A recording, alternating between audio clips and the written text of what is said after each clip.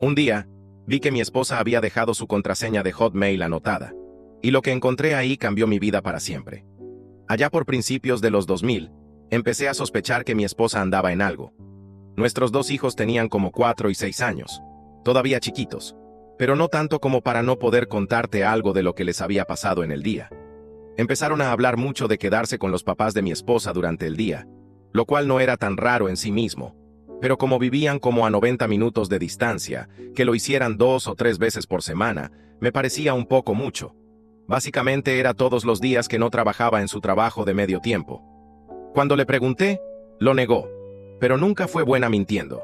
Así que empecé a rastrear el kilometraje de su coche, y efectivamente, estaba manejando unos 400 kilómetros extra por semana. Sabía que algo se traía entre manos. Un día me senté en la computadora y ella había dejado una nota adhesiva con su contraseña de Hotmail escrita al lado del teclado. No me pude resistir y me metí a leer sus correos electrónicos, y vi algunos intercambios entre ella y su mejor amiga de la universidad, donde discutían cómo mi esposa se estaba acostando regularmente con uno de sus exnovios de la secundaria. No mencionaban muchos detalles sobre él, aparte de que mi esposa también hablaba mal de su esposa, burlándose de cómo se había puesto gorda después de tener hijos. En fin, imprimí estos correos y los guardé. Todavía necesitaba saber los detalles, así que llamé a un amigo que era policía y me sugirió que llamara a un tipo que conocía que había dejado la fuerza para ser detective privado. Ron era genial. Le pagué su anticipo y le di los correos electrónicos y lo poco que sabía sobre las actividades de mi esposa, y él descubrió exactamente lo que estaba haciendo. Su informe detallaba con fotos, horas, fechas y lugares todo sobre cómo ella llevaba a los niños a casa de sus padres, luego se iba a encontrar con este tipo para almorzar, después se iban a un motel barato por unas horas, y luego recogía a los niños y regresaba a casa. En ese momento, contraté a un abogado de divorcio. Mis padres se engañaron, y las consecuencias jodieron por completo mi infancia y la de mis hermanos, así que para mí era algo totalmente inaceptable.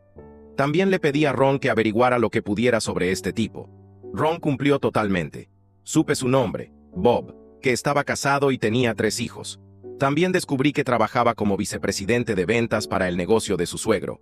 En ese momento, le pedí a mi abogado que redactara los papeles de divorcio. También le pedí a Ron un par de copias más de su informe y una cosa más que quería que hiciera por mí. ¿Estás listo para el final? Apóyame suscribiéndote para seguir escuchando más historias completas. El mismo día que le entregaron a mi esposa los papeles de divorcio en su trabajo, hice que Ron se reuniera con la esposa de este tipo y le mostrara todo lo que había descubierto. Parecía simpática, y pensé que merecía saber lo que su querido esposo estaba haciendo. Lo que ella hiciera con esa información dependía de ella. Aunque la información sobre la infidelidad de mi esposa no tuvo peso en mi proceso de divorcio, la esposa de Bob le hizo un verdadero número. Según documentos judiciales disponibles públicamente, ella vació su cuenta conjunta, se llevó a los niños y se fue. Tan pronto como su padre se enteró de lo que Bob había hecho, lo despidió, y como sus padres eran los dueños de la casa donde vivían, también lo desalojaron. Su divorcio fue feo, muchas peleas dentro, y aparentemente fuera, del juzgado.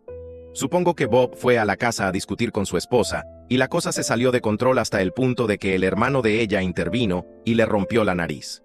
Hubo órdenes de restricción, más incidentes con informes policiales, cargos penales, tiempo en la cárcel, y así sucesivamente. No puedo encontrar a Bob en internet en ningún lado hoy en día. Lo último que supe es que se había ido del estado, y a su ex esposa le fue bien. Trabajó en la empresa de su padre, y lo reemplazó cuando se jubiló. En cuanto a mí, mi ex y yo nos llevábamos lo suficientemente bien. No interactuaba con ella en nada que no estuviera relacionado con los niños y, ahora que ambos son adultos, ya no hablo con ella en absoluto. No la odio ni nada, pero solo me importa en el contexto de que es la madre de mis hijos, y es importante para ellos, nada más.